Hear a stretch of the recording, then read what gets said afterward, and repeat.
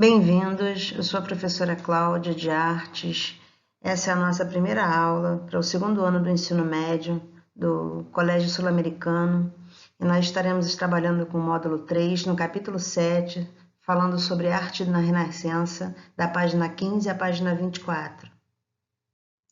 A arte na Renascença, ela foi do século XIV ao século XVII.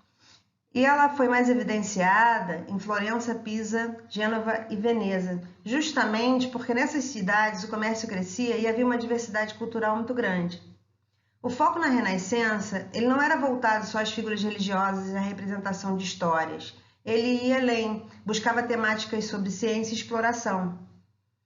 A arte renascentista, por vezes, foi chamada de humanista, pois as conquistas e as figuras humanas, ao invés delas se relacionarem ao divino e à religião, elas se focavam no ser humano como um todo. Os princípios valorizados pelo humanismo eram o respeito, a justiça, a honra, o amor, a liberdade e a solidariedade. Bem, são princípios que eu acho que no momento nós deveríamos também estar valorizando, porque esse vírus que está por aí, ele está destruindo muitas vidas e agora é o momento da gente se unir. Bem, voltando à nossa matéria, eu citei aí o nome de alguns famosos que fizeram sucesso nesse período com suas obras: Michelangelo, Da Vinci, Rafael e Duran. Nesse período, gente, iniciou-se a arte nas cidades e os mecenas e a igreja apoiaram a arte de influência clássica e as escolas de artistas. Surgiram novos famosos, que são esses que eu citei aí. Mas também esse movimento ele reutilizou as formas características da arte grega e romana e aplicou novas técnicas, como a perspectiva, que é a percepção que a gente tem de figura de fundo, de noção de profundidade, na verdade, né? Que a gente percebe a figura que está mais próxima de nós e a que está mais afastada. O estudo de Deus como ser supremo ele foi substituído pelo estudo do ser humano. A arquitetura renascentista, ela se contrapunha à gótica. Ela se preocupou em recuperar o esplendor da Roma antiga, baseando-se em princípios de geometria e no uso de círculos. As principais características foram os arcos de volta perfeita, a simplicidade na estruturação, o planejamento urbanístico e a autonomia da pintura e da escultura. O que quer dizer isso? Os artistas passaram a trabalhar separadamente. O arquiteto fazia sua obra, o escultor fazia sua obra, o pintor fazia sua obra. Não precisava os três estarem englobados num único projeto, ok? Foi um momento de liberdade criativa, onde a arquitetura ela pode ser diferenciada de um país para outro. A gente pode perceber aí na imagem do Palácio de Pitti e a Capela de Pazzi, que as estruturas são totalmente diferentes. Mas se você perceber, a fachada não tem nenhuma escultura, ok? Bem, aqui eu coloquei alguns arquitetos que foram importantes na época. O Filippo Brunelleschi, por ter sido conhecido como pai da engenharia moderna e lançado a igreja em plano central, substituindo a basílica medieval, e o Alberti, por ter sido um grande teórico e ter escrito o Manual de Perspectiva. Aqui nós temos Donato Bramante, que ficou famoso por construir o pequeno templo em Roma, onde São Pedro foi crucificado, e por dar ênfase à simetria e regularidade em suas obras. E a gente tem o Andrea Palladio, famoso pela arquitetura civil urbanista, que influenciou outros artistas nos séculos posteriores, como seu tratado de 4 livros de arquitetura, que inclusive é usado na arquitetura, nas aulas de arquitetura da universidade até hoje. Bem, o humanismo ele era traduzido nas esculturas no predomínio do realismo nas linhas curvas e sinuosas. Nesse período, os papas passam a residir no Vaticano e proteger as artes. Eu coloquei como exemplo aí o Donatello em uma das esculturas que ele criou, porque Donatello ele privilegiava a expressão de rosto.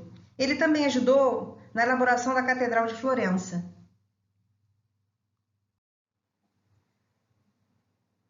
Michelangelo Buonarroti, ele também tinha um grande conhecimento de anatomia e da sensualidade da figura humana. Dentro das suas obras, utilizava o naturalismo e o desenvolvimento da forma nua acentuada.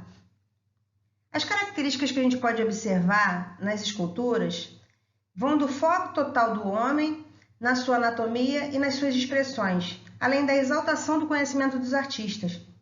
Um naturalismo extremo e a aproximação da realidade. Se você prestar bastante atenção nessa estátua, você consegue perceber o movimento até dos músculos do corpo. Isso deve ter sido muito difícil de ser produzido, ainda mais no mármore. Houve nesse período também uma ambição pela monumentalidade, quer dizer, de criar obras que chamassem atenção, né? Que fossem expostas para serem assim apreciadas. O estudo do corpo e do caráter humano, ele foi desenvolvido, e as proporções de figura em relação à realidade também. Houve total autonomia para os artistas na expressão própria em relação à arquitetura. Buonarroti, ele usava esquemas geométricos para representar a realidade, e as suas obras estão entre as mais célebres da arte do Ocidente. Pietà foi uma delas. André del Verrocchio também foi pintor e escultor, além de ter sido mestre de Da Vinci. Ele se tornou o artista preferido da família Médici. A pintura renascentista era naturalista e rígida. Pintava-se a figura humana de forma realista, usando sombreamento e cores além do plano de fundo detalhado. A perspectiva com proporção entre os objetos aparecia nitidamente nas obras, e o sombreamento de claro e escuro também. A visão do homem como a obra grandiosa de Deus era apreciada pelos artistas. O início da pintura com tela e tinta óleo foi justamente nessa época. E a pintura passou a ser independente. Ela não estava mais ligada à arquitetura, como eu disse anteriormente. Aí nós temos o Nascimento de Vênus, que foi uma criação de Sandro Botticelli. Ele utilizava o tema de religião e mitologia e demonstrava seu ideal de beleza associado ao ideal cristão. Leonardo da Vinci, nas suas obras, ele estimulava o espectador à imaginação e à interpretação. Ele possuía um conhecimento em vários campos. Ele foi o primeiro artista a estudar a fundo os segredos do corpo humano e foi o criador do esfumato, que é a técnica de sombreamento que funde uma imagem à outra. Eu coloquei como exemplo a Mona Lisa porque é uma das mais famosas pelo mundo inteiro e ela já teve diversas releituras feitas por outros artistas.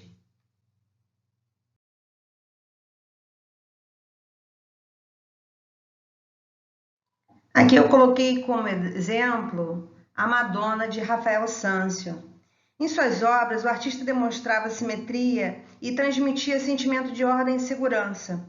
Os elementos são dispostos em espaços amplos e ele também foi considerado um dos maiores pintores de Madonas. O que são as Madonas? Na verdade, elas são como uma representação de Nossa Senhora, da beleza serena e dos traços suaves da mulher, ok?